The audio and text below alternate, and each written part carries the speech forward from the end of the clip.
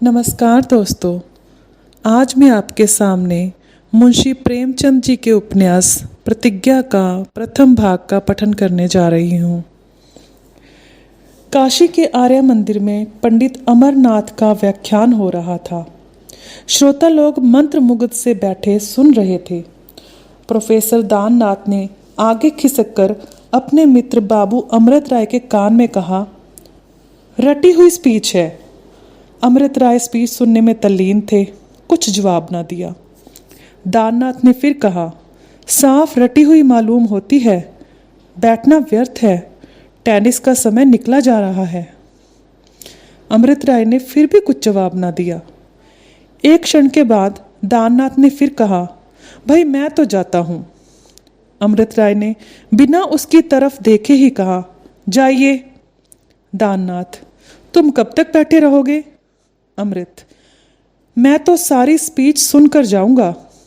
दाननाथ, बस हो निरे बुद्धू। अरे स्पीच में क्या है, रटकर सुना रहा है। अमृत, तो आप जाइए ना, मैं आपको रोकता तो नहीं। दाननाथ, अजी घंटों बोलेगा, चरखा है या स्पीच है? अमृत, सुनने दो, क्या बकबक कर रहे हो? तुम्हें जाना हो जाओ, मैं सारी स्पीच सुनकर ही जाऊंगा।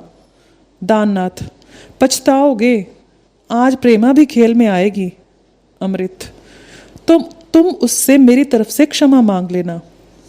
दाननाथ, मुझे क्या गरज पड़ी है जो आपकी तरफ से क्षमा मांगता फिरूं? अमृत, अच्छा न मांगना, किसी तरह पिंड भी छोड़ो।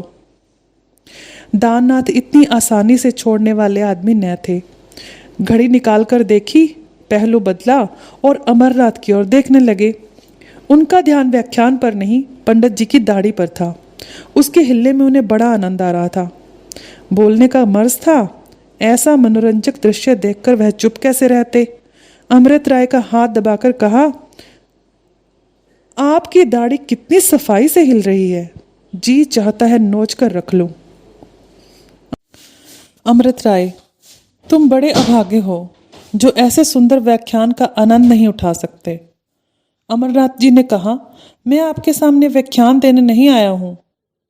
दाननाथ, और क्या आप घास खोदने आए हैं? अमरनाथ, बातें बहुत हो चुकी, अब काम करने का समय है। दाननाथ धीरे से, जब आपकी जबान काबू में रहे। अमरनाथ, आप लोगों में जिन महाशयों को पत्नी वियोग हो चुका है, वह कृपया अपना हाथ उठाएं। दाननाथ, ओफो, यहां तो सब रंडवे ही रंडवे बैठे हैं। अमरनाथ, आप लोगों में कितने महाशय ऐसे हैं जो वैधव्य के भंवर में पड़ी हुई अबलाओं के साथ अपने कर्तव्य का पालन करने का साहस रखते हैं, कृपया वे हाथ उठाए रहें। अरे यह क्या, कहाँ तो चारों तरफ हाथ ही हाथ देख पड़ते थे, कहाँ अब एक भी हाथ नजर नहीं आता। हमारा युवक समाज इतना कर्तव्य शून्य, इतना साहसहीन है। मगर नहीं, वह देखिए, एक हाथ अभी तक उठा हुआ है। वही एक हाथ युवक मंडली के ताज की रक्षा कर रहा है। सबकी आंखें उसी हाथ की तरफ फिर गईं। अरे यह तो बाबू अमृत राय है। दाननाथ ने अमृत राय के कान में कहा, यह तुम क्या कर रहे हो, हाथ नीचे करो। अमृत राय ने दृढ़ता से उत्तर दिया, कदम आगे बढ़ाकर फिर पीछे नहीं हट सकता। वक्ता ने कहा, इतनी बड़ी सभा में केवल एक हाथ उठा देखता, क्या इतनी बड़ी सभा में केवल एक ही हृदय है, बाकी सब पाषाण हैं? अमृत राय ने दाननाथ के कान में कहा, तुम क्यों हाथ नहीं उठाते? दाननाथ, मुझ में नक्कू बनने का साहस नहीं है। अमरनाथ, अभी तक कोई दूसरा हाथ नहीं उठा। जैसी आपकी इच्छा, मैं किसी को मजबूर नहीं करता। हाँ, इतनी प्रार्थना करता हूँ कि इन बातों को भूल ना जाइएगा। बाबू अमृत राय को मैं इनके साहस पर बधाई देता हूँ। सभा विसर्जित हो गई। लोग अपने अपने घर चले। पंडित अमरनाथ भी विदा हुए। केवल एक मनुष्य अभी तक सिर झुकाए भवन में बैठा हुआ था। यह बाबू अमृत राय थे। दाननाथ ने 1 मिनट तक बाहर खड़े होकर उनका इंतजार किया, तब भवन में जाकर बोले, अरे तो चलोगे या यहीं बैठे रहोगे? अमृत राय ने चौंक कर कहा। हाँ हाँ चलो। दोनों मित्र आकर टमटम पर बैठे। टमटम चला। दाननाथ के पेट में चूहे दौड़ रहे थे। बोले, आज तुम्हें यह क्या सूझी? अमृत राय, वही जो तुम्हें नहीं सूझी। दाननाथ, प्रेमा सुनेगी तो क्या कहेगी? अमृत राय, खुश होगी। कम से कम उसे खुश होना चाहिए। अपने मित्रों को कर्तव्य के आगे सिर झुकाते देखकर कौन खुश नहीं होता? दाननाथ, अजी जाओ भी, बातें बनाते हो। उसे तुमसे कितना प्रेम है तुम खूब जानते हो। यद्यपि अभी विवाह नहीं हुआ, लेकिन सारा शहर जानता है कि वह तुम्हारी मंगेतर है। सोचो, उसे तुम कितनी बार प्रेम पत्र लिख चुके हो। 3 साल से वह तुम्हारे नाम पर बैठी हुई है। भले आदमी, ऐसा रत्न तुम्हें संसार में और कहाँ मिलेगा?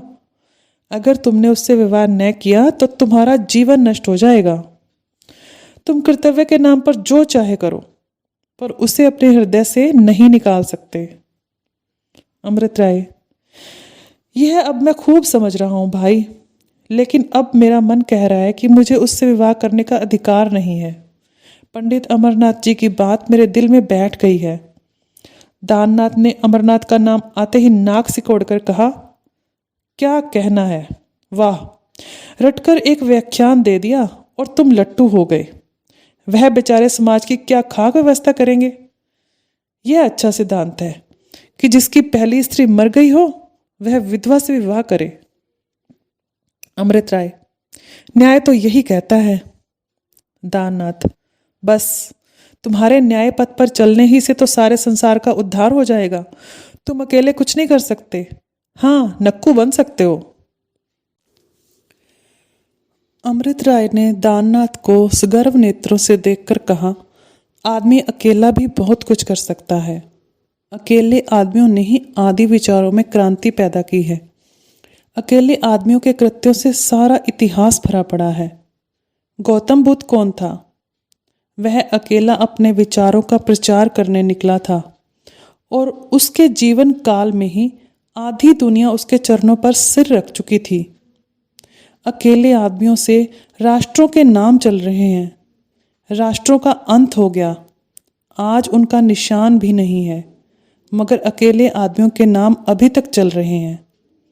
आप जानते हैं कि प्लूटो एक अमर नाम है, लेकिन कितने आदमी यह जानते हैं कि वह किस देश का रहने वाला था? मैं अकेला कुछ न कर सकूं, यह दूसरी बात है। बहुधा समूह भी कुछ नहीं कर सकता। समूह तो कभी कुछ नहीं कर सकता, लेकिन अकेला आदमी कुछ नहीं कर सकता, यह मैं न मानूंगा। दाननाथ सरल स्वभाव के मनुष्य थे। जीवन के सरलतम मार्ग पर चलने में ही वह संतुष्ट थे। किसी सिद्धांत या आदर्श के लिए कष्ट सहना उन्होंने न सीखा था। वह एक कॉलेज में अध्यापक थे। 10 बजे कॉलेज जाते, 1 बजे लौट आते। बाकी सारा दिन सैर सपाटे और हंसी खेल में काट देते। अमृत राय सिद्धांतवादी आदमी थे, बड़े ही संयमशील। कोई काम नियम विरुद्ध न करते। जीवन का सद्व्यय कैसे हो, इसके ऊपर हमेशा ध्यान रहता था। धुन के पक्के आदमी थे। एक बार कोई निश्चय कर लेते, उसे पूरा किए बिना न छोड़ते। वकील थे, पर इस पेशे से उन्हें प्रेम न था। मुवक्किलों की बातें सुनने की अपेक्षा विद्वानों की वाणी सुनने में ही उन्हें कहीं अधिक आनंद आता था। बनाए हुए मुकदमे भूल कर भी न लेते थे, लेकिन जिस मुकदमे को ले लेते उसके लिए जान लड़ा देते थे। स्वभाव के दयालु थे। व्यसन कोई था नहीं। धन संचय की इच्छा भी न थी, इसलिए बहुत थोड़े मेहनताने में राजी हो जाते थे। यही कारण था कि उन्हें मुकदमों में हार बहुत कम होती। उनकी पहली शादी उस वक्त हुई थी जब वह कॉलेज में पढ़ते थे। एक पुत्र भी हुआ था, लेकिन स्त्री और पुत्र दोनों प्रसव काल ही में संसार से प्रस्थान कर गए। अमृत राय को बहन से बहुत प्रेम था। उन्होंने निश्चय किया कि अब कभी विवाह न करूंगा। लेकिन जब बहन का विवाह हो गया और माता पिता की 1 सप्ताह के अंदर हैजे से मृत्यु हो गई तो अकेला घर दुखदाई होने लगा। 2 साल तक देशाटन करते रहे। लौटे तो होली के दिन उनके ससुर ने उन्हें भोजन के लिए बुलाया। वह अमृत राय के शील स्वभाव पर पहले से ही मुग्ध थे। उनकी छोटी लड़की प्रेमा सयानी हो गई थी। उसके लिए अमृत राय से अच्छा वर उन्हें दूसरा न दिखाई दिया। प्रेमा से साक्षात कराने ही के लिए उन्होंने अमृत राय को बुलाया था। 2 साल पहले अमृत राय ने प्रेमा को देखा था। तब वह बंद कली अब एक विकसित कुसुम बन चुकी थी, जिसकी छटा आंखों को लुभाती थी। हृदय जब कभी ऊबता ससुराल चले जाते और 2 घड़ी हंस बोलकर चले आते। आखिर एक दिन उनकी सास ने मतलब की बात कह डाली। अमृत राय तो प्रेमा के रूप और गुण पर मोहित हो ही चुके थे। अंधे को जैसे आंखें मिल गई। बातचीत पक्की हो गई। इसी सहालग विवाह होने की तैयारियां थी कि आज अमृत राय ने यह प्रतिज्ञा कर ली। दाननाथ यह लंबा व्याख्यान सुनकर बोले, तो तुमने निश्चय कर लिया? अमृत राय ने गर्दन हिलाकर कहा, हाँ कर लिया दाननाथ। और प्रेमा? अमृत, उसके लिए मुझसे कहीं सुयोग्य वर मिल जाएगा। दाननाथ ने तिरस्कार भाव से कहा, क्या बातें करते हो? तुम समझते हो प्रेम कोई बाजार का सौदा है? जी चाहा लिया, जी चाहा न लिया। प्रेम एक बीज है जो एक बार जमकर फिर बड़ी मुश्किल से उखड़ता है। कभी कभी तो जल और प्रकाश और वायु के बिना ही जीवन पर्यंत जीवित रहता है। प्रेमा केवल तुम्हारी मंगेतर नहीं है, वह तुम्हारी प्रेमिका भी है। यह सूचना उसे मिलेगी तो उसका हृदय भग्न हो जाएगा। कह नहीं सकता उसका क्या दशा हो जाए। तुम उस पर घोर अन्याय कर रहे हो। अमृत राय एक क्षण के लिए विचार में डूब गए। अपने विषय में उन्हें कोई चिंता न थी। वह अपने हृदय को कर्तव्य की भेंट करने का निश्चय कर चुके थे। उस मनोव्यथा को सहने के लिए वह तैयार थे। लेकिन प्रेमा का क्या हाल होगा, इसका उन्हें ध्यान न आया था। प्रेमा कितनी विचारशील है, वह यह उन्हें मालूम था। उनके साहस का समाचार सुनकर वह उनका तिरस्कार नहीं करेगी, वह उनका अब और भी सम्मान करेगी। बोले, अगर वह उतनी ही सहृदय है जितना मैं समझता हूँ, तो मेरी प्रतिज्ञा पर उसे दुख न होना चाहिए। मुझे विश्वास है कि उसे सुनकर हर्ष होगा।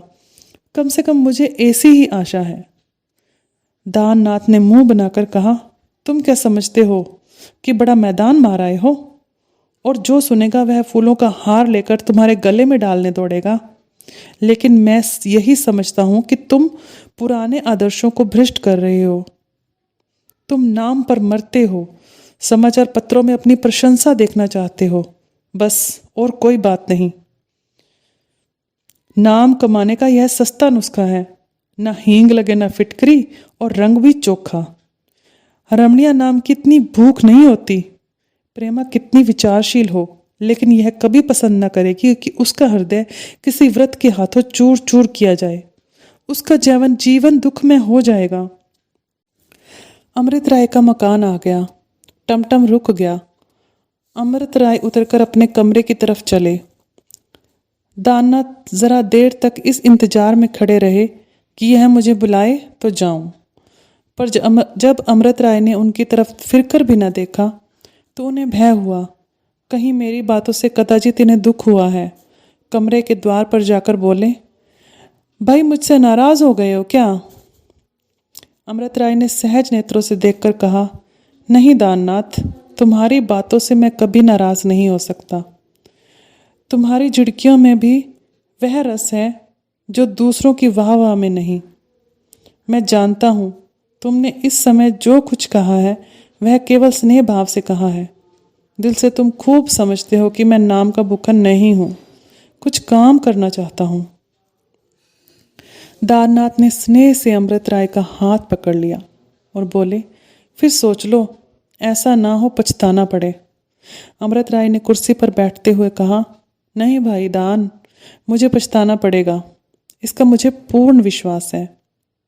सच पूछो तो आज मुझे जितना आनंद मिल रहा है उतना और कभी न मिला था। आज कई महीनों के मनोसंग्राम के बाद मैंने विजय पाई है। मुझे प्रेमा से जितना प्रेम है उससे कई गुना प्रेम मेरे एक मित्र को उससे है। उन्होंने कभी उस प्रेम को प्रकट नहीं किया। मैं जानता हूँ कि उनके हृदय में उसके प्रेम की ज्वाला दहक रही है। मैं भाग्य की कितनी ही चोटें सह चुका हूँ, एक चोट और भी सह सकता हूँ। उन्होंने अब तक एक चोट भी नहीं सही। यह निराशा उनके लिए आज तक हो जाएगी। यह संकेत किसकी ओर था, यह दाननाथ से छिपा न रह सका। जब अमृत राय की पहली स्त्री जीवित थी, उसी समय दाननाथ की प्रेमा के साथ विवाह की बातचीत हुई थी। जब प्रेमा की बहन का देहांत हो गया तो उसके पिता लाला बद्री प्रसाद ने दाननाथ की ओर से मुंह फेर लिया। दाननाथ विद्या, धन और प्रतिष्ठा किसी बात में भी अमृत राय की बराबरी न कर सकते थे। सबसे बड़ी बात यह थी कि प्रेमा भी अमृत राय की ही ओर झुकी हुई मालूम होती थी। दाननाथ इतने निराश हुए कि आजीवन अविवाहित रहने का निश्चय कर लिया। दोनों मित्रों में किसी प्रकार का द्वेष भाव न आया। दाननाथ यूं देखने में तो नित्य प्रसन्नचित रहते थे, लेकिन वास्तव में वह संसार से विरक्त से हो गए थे। उनका जीवन ही आनंद विहीन हो गया था। अमृत राय को अपने प्रिय मित्र की आंतरिक व्यथा देख देख कर दुख होता था। वह अपने चित्त को इस परीक्षा के लिए महीनों से तैयार कर रहे थे, किंतु प्रेमा जैसी अनुपम सुंदरी को त्याग करना आसान न था। ऐसी दशा में अमृत राय की ये बातें सुनकर दाननाथ का हृदय आशा से पुलकित हो उठा। जिस आशा को उन्होंने हृदय को चीर कर निकाल डाला था, जिसकी इस जीवन में वह कल्पना भी नहीं कर सकते थे, उसकी अंतिम ज्योति बहुत दिन हुए शांत हो चुकी थी। वही आशा आज उनके मर्म स्थल को चंचल करने लगी। इसके साथ ही अमृत राय के देवोपम त्याग ने उन्हें वशीभूत कर लिया। यह गदगद कंठ से बोले, क्या इसीलिए तुमने आज प्रतिज्ञा कर डाली? अगर वह मित्र तुम्हारी इस उदारता से लाभ उठाए तो मैं कहूँगा वह मित्र नहीं शत्रु है। और फिर यही क्या निश्चय है कि इस दशा में प्रेमा का विवाह तुम्हारे उसी मित्र से हो? अमृत राय ने चिंतित होकर कहा, हाँ, यह शंका अवश्य हो सकती है, लेकिन मुझे आशा है कि मेरे मित्र इस अवसर को हाथ से नहीं जाने देंगे। मैं उन्हें ऐसा मंदोत्साह नहीं समझता। दाननाथ ने तिरस्कार का भाव धारण करके कहा, तुम उसे इतना नीच समझना चाहते हो तो समझ लो, लेकिन मैं कह देता हूँ कि यदि मैं उस मित्र को ठीक अनुमान कर सकता हूँ तो वह अपने बदले तुम्हें निराशा की भेंट न होने देगा। यह कहते हुए दाननाथ बाहर निकल आए और अमृत राय द्वार पर खड़े उन्हें रोकने की इच्छा होने पर भी बुला न सके। भाग प्रथम समाप्त।